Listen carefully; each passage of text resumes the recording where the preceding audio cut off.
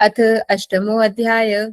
देखिए, भूमि के अंदर से निकलने वाला पानी शुद्ध माना जाता है। पवित्र पतिव्रता नारी जो है पवित्र होती है। लोगों का कल्याण करने वाला राजा जो है पवित्र माना गया है, और संतोषी ब्राह्मण जो है पवित्र माना गया है। तो यहाँ पे जो चीज है भूमि के अंदर निकलने वाले पानी से नहीं है।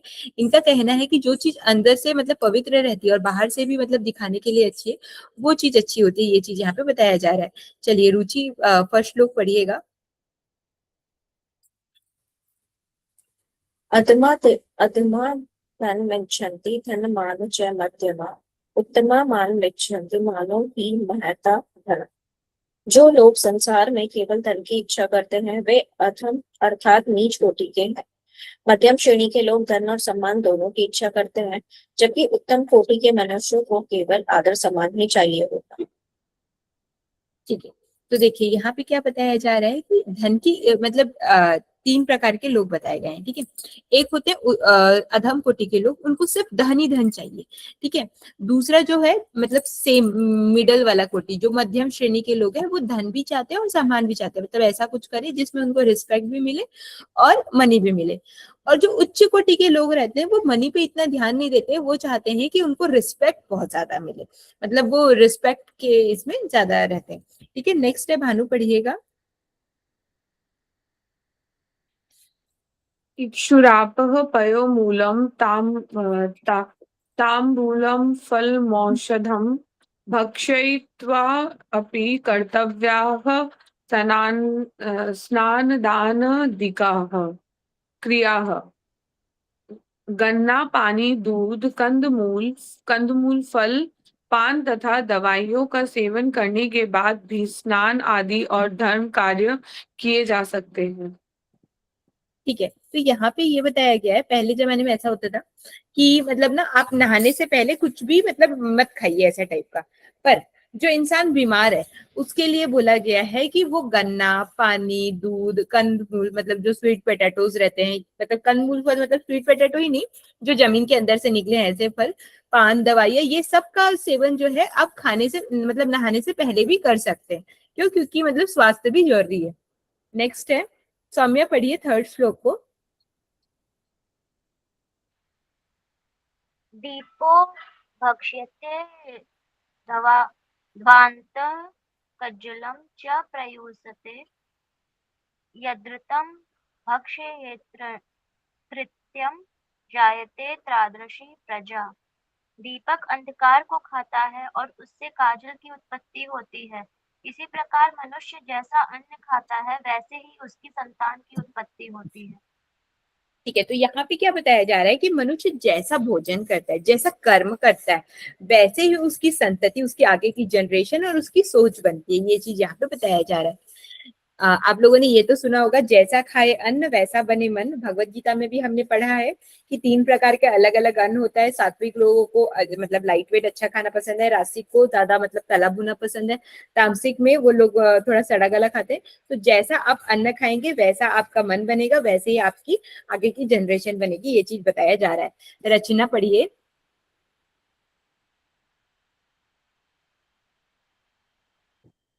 नीचे नीचे वाला ना? ये वितम वाला, वितम देही वाला। हो।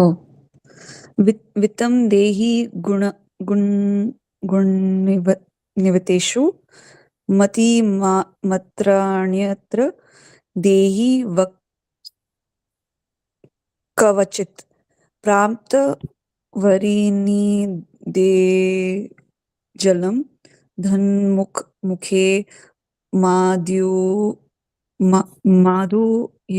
माधुर्यन्तक सदा जीवन जीवन स्थावरंजन। मेरा हो गया। जीवन सथा वर्जमस्य सकलानां संजीव्य भूमंडलम भूयः पश्य वेद तदेव कोटि गुणीन गच्छम सौभिद्यम। अब हिंदी पढ़ी लीजिए। बुद्धिमान या अच्छे गुणों से युक्त मनुष्य को ही धन दो, गुणहीनों को धन मत दो।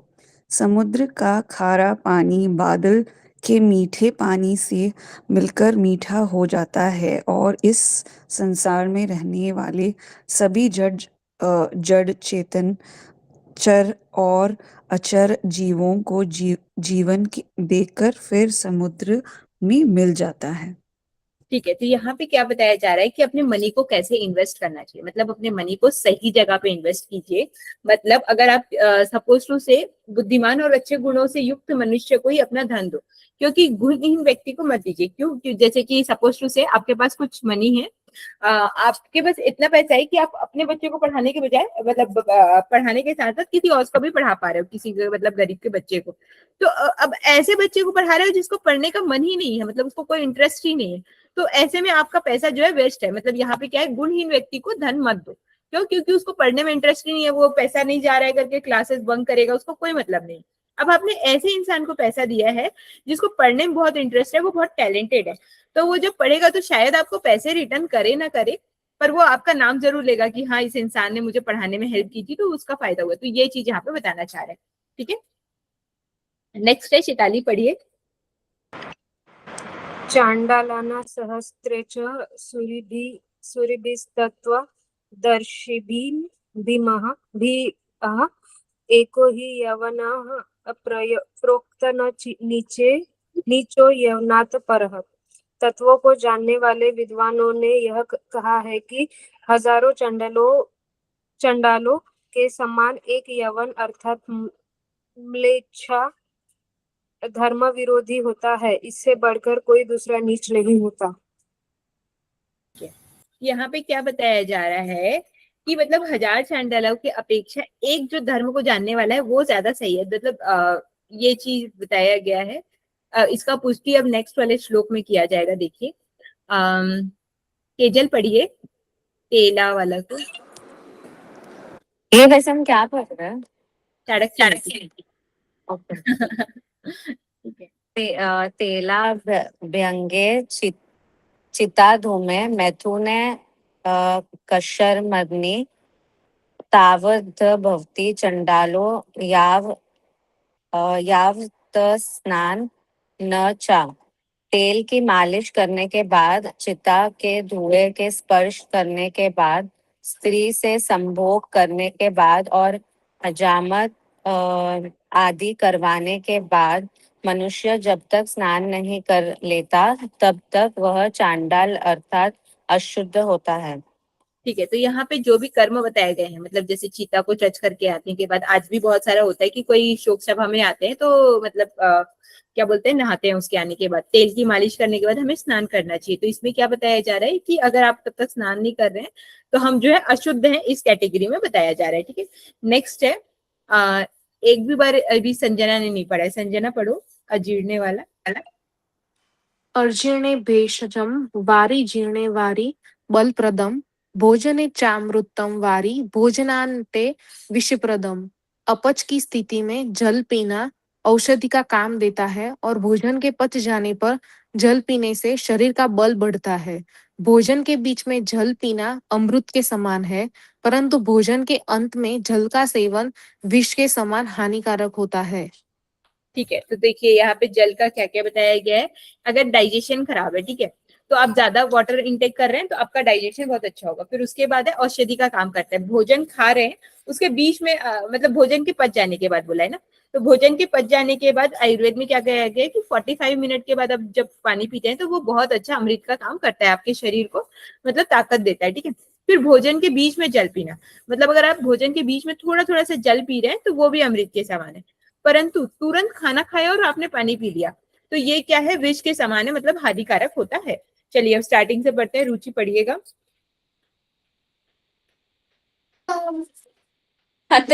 मान ये पढ़ना है ना, हत ज्ञानम से। हाँ हाँ, हंत ज्ञान क्रियाहीन हत ज्ञान तो नर हत निर्णायक सैन्य स्त्रियों नष्टा हत हम भर्त का। आचरण के बिना ज्ञान व्यर्थ है। अज्ञान से मनुष्य नष्ट हो जाता है। सेनापति के अभाव में सेना नष्ट हो जाती है और पति से रहित स्त्रियां भी नष्ट हो जाती। ठीक है, तो यहाँ पे क्या बताया गया है कि मतलब आप पढ़ तो लिए पर उसका मतलब आपने अपने लाइफ में यूज नहीं किया, मतलब आचरण के बिना ज्ञान व्यर्थ है, ठीक है। अज्ञान से जो है मनुष्य नष्ट हो जाता है। अब जैसे सेनापति है, मतलब अगर सेना में सेनापति ही नहीं है तो वो सेना भी नष्ट हो जाती है, ये चीज यहाँ पे बताई गई है। नेक्स्ट है भानु, पढ़िए।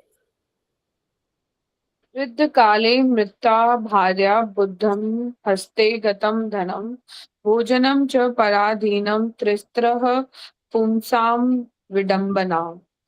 वृद्धावस्था में पत्नी का देहांत हो जाना, धन अथवा संपत्ति का भाई बंधुओं के हाथ में चले जाना और भोजन के लिए दूसरों पर आश्रित रहना, यह तीनों बातें मनुष्य के लिए मृत्यु के समान दुखदाई है।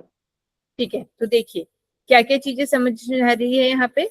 पहली चीज है मतलब बुढ़ापे में जब लाइफ पार्टनर की सबसे ज्यादा जरूरत है उनका देहांत हो जाना। फिर उसके बाद है आपका जो मतलब प्रॉपर्टी है वो आपके सिबलिंग्स या फिर आपके रिश्तेदारों के पास चले जाना। फिर उसके बाद है भोजन के लिए, मतलब खाने के लिए भी दूसरों पर डिपेंडेंट रहना कि कोई ला के देगा या कोई बना के देगा तब मिलेगा। ये तीनों बातें जो है मनुष्य के लिए बहुत दुखदाई है, मतलब मृत्यु के समान कही गई है। भानु के बाद किसने पढ़ा था? रचना, पढ़िए।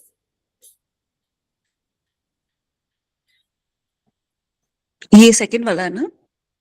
नग्न मतलब ये जो अग्निहोत्र है, नग्न। अग्निहोत्र विना वेद न च दानं विना क्रिया न भावेन विना सिद्धिस्तस्माद् भावो ही कारणम्।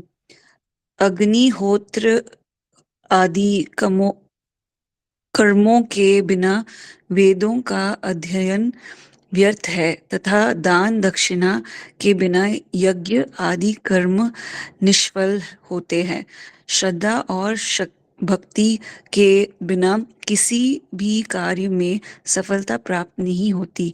अर्थात मनुष्य की भावना ही उसके विचार, उसकी सब सिद्धियों और सफलता का कारण मानी गई है।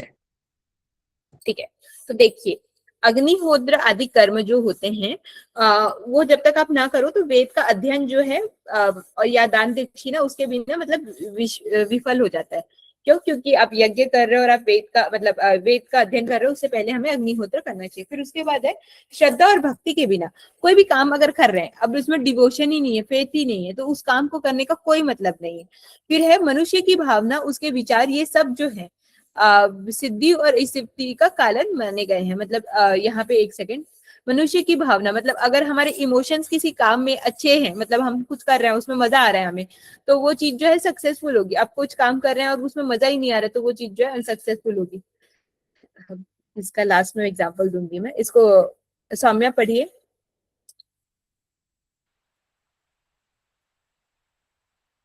काष्ठपाषाणधातूनां कृत्वा भावेन सेवनं श्रद्धया च तया सिद्धस्तस्य विष्णु प्रसीदति। लकड़ी, पत्थर अथवा धातु की मूर्ति में प्रभु की भावना और श्रद्धा रखकर उसकी पूजा की जाएगी तो सिद्धि अवश्य प्राप्त होती है। प्रभु इस भक्त पर अवश्य प्रसन्न होते हैं। ठीक है, यहाँ पे क्या बताया जा रहा है कि ये जो फर्स्ट वाला अभी श्लोक आएगा और इसके नीचे वाला है थोड़ा कॉन्ट्राडिक्टरी लगेगा, पर देखिएगा कि अगर कोई इंसान जो है लकड़ी की मूर्ति या फिर पत्थर की मूर्ति या धातु की मूर्ति, किसी भी मूर्ति में प्रभु की भावना रखकर, मतलब ये सोचे कि ये मूर्ति है और इसमें प्रभु की भावना रखकर उसको श्रद्धा रखकर पूजा करे तो उसको पक्का सिद्धि मिलेगी। क्यों? क्योंकि प्रभु इस भक्त पर अवश्य प्रसन्न होंगे। तो देखिए, जाकी रही भावना जैसी प्रभु मूरत देखी तीन तैसी, मतलब पूजा के लिए भावना प्रधान थे, जैसी भावना रहेगी वैसा फल मिलेगा। अब कोई पत्थर की मूर्ति को देख के बोलेगा कि नहीं ये तो पत्थर है, इसमें भगवान है ही नहीं, और उसकी मतलब उसमें आस्तिकता ही नहीं रखेगा, तो वहां पे उसको मतलब फल नहीं मिलेगा। पर कोई इंसान जो है वहां पे मतलब अच्छे से पूजा करेगा तो उसको फल मिलेगा। अब नेक्स्ट है चिताली, पढ़िएगा। न देवो विद्यते काष्ठे न पाषाणे न मृण्मये भावे हि विद्यते देवस्तस्माद् भावो हि कारणम्। देवता अथवा परमेश्वर काठ अथवा पत्थर की मूर्ति में भी में नहीं है, परमेश्वर तो मनुष्य की भावना में विद्यमान रहते हैं, अर्थात जहाँ मनुष्य भावना द्वारा उसकी पूजा करता है वही वे प्रकट होते हैं। ठीक है, तो यहाँ पे क्या बताया जा रहा है, भगवान जो है उन पत्थर, मूर्ति और धातु, इनकी मूर्ति में नहीं है। भगवान तो जो है मनुष्य की भावना में है, मनुष्य के अंदर है। तो मनुष्य जो है जहां भावना के द्वारा पूजा करता है वहीं वो प्रकट होते हैं। जैसे भक्त प्रहलाद ने बताया इस दीवार के अंदर है, वहीं प्रकट हो गए। तो मतलब हम ये सोचते हैं कि इस मूर्ति के अंदर भगवान है, वो हमारी भावना की वजह से वहां पे रहते हैं। ठीक है, नेक्स्ट है केजल पढ़िएगा।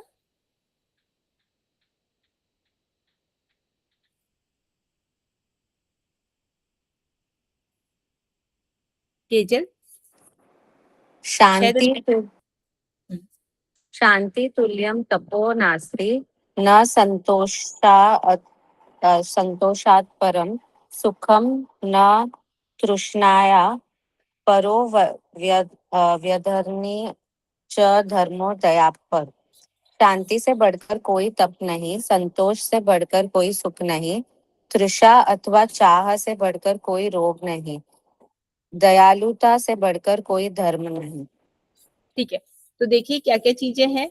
हम जब शांत रहते हैं, मतलब कुछ भी हो जाएगा, अपने मन को शांत रखना, इससे बड़ा कोई तप नहीं है। जैसे कि सपोज टू से अभी सब क्लास कर रहे हैं, ठीक है, अब हमने एक बहुत अच्छी सी कोई डिश रखी थी, यहीं पे रखी थी कि क्लास खत्म होगी उसके बाद खाएंगे, कोई आया और उसने खा दिया। पर अपने आप को शांत रखना, कि पेशेंस रखो, शांत रखो, इससे बड़ा तप नहीं। क्योंकि मतलब बोल तो दिया ठीक है, पर अंदर से जो ज्वाला जगती है उसको भी शांत रखना, ये सबसे बड़ा तप है। ठीक है, संतोष से बड़ा कोई सुख नहीं, मतलब अपने मन को शांत रखना, मतलब सॉरी, सेटिस्फेक्शन से बड़ा कोई हैप्पीनेस नहीं है। ठीक है, तृष्णा, लालच जैसा कोई रोग नहीं, क्योंकि लालच जो है कभी खत्म नहीं होता, ये हो जाए वो हो जाए वो हो जाए, मतलब ये खरीद लूं वो खरीद लूं, उसके जैसा कुछ नहीं है। फिर दयालुता, आप काइंडनेस जितना रहोगे उससे बढ़िया कोई धर्म नहीं है। नेक्स्ट है इस बार किसने नहीं पढ़ा, संजना पढ़िए। क्रोधो वेवस्तो राजा तृष्णा वैतरणी नदी विद्या काम दूता धेनु संतोषो नंदनन वनम।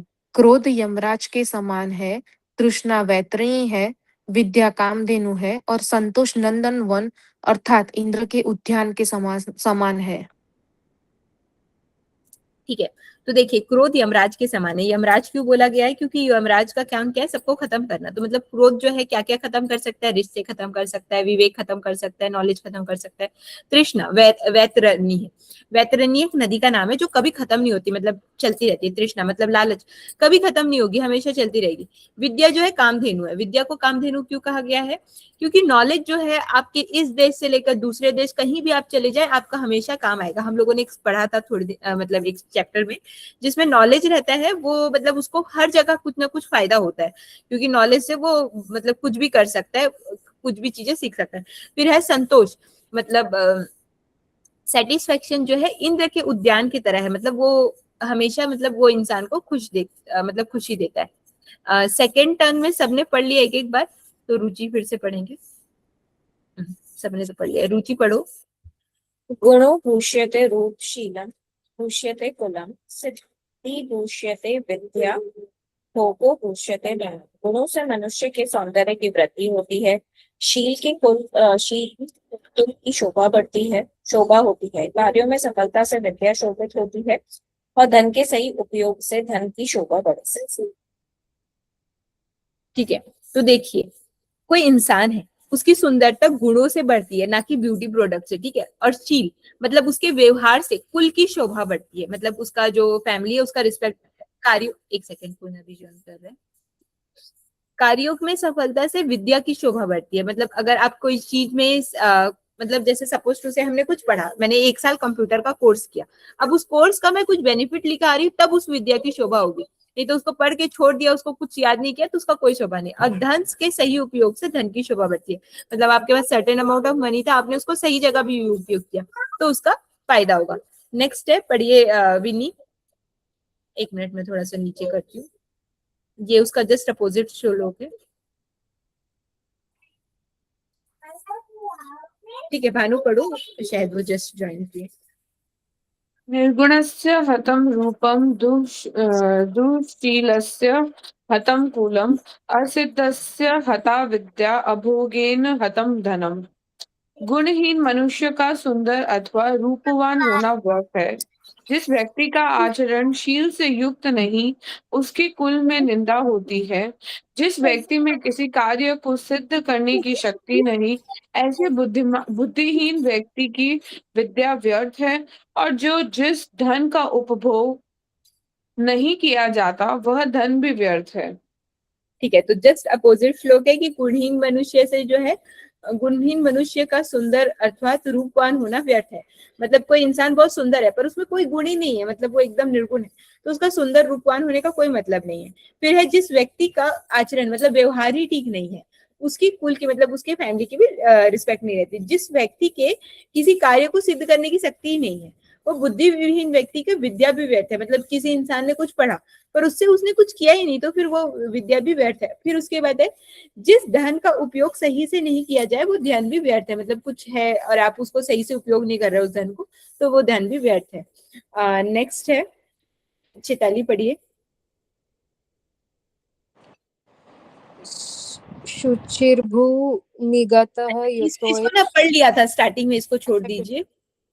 असंतुष्ट द्विजा नष्ट संतुष्ट महिभृतः भृतः सलज्जा गणिका नष्ट निर्लज्जा च कुलागना संतोष रहित ब्राह्मण बस एक तक पढ़ना था।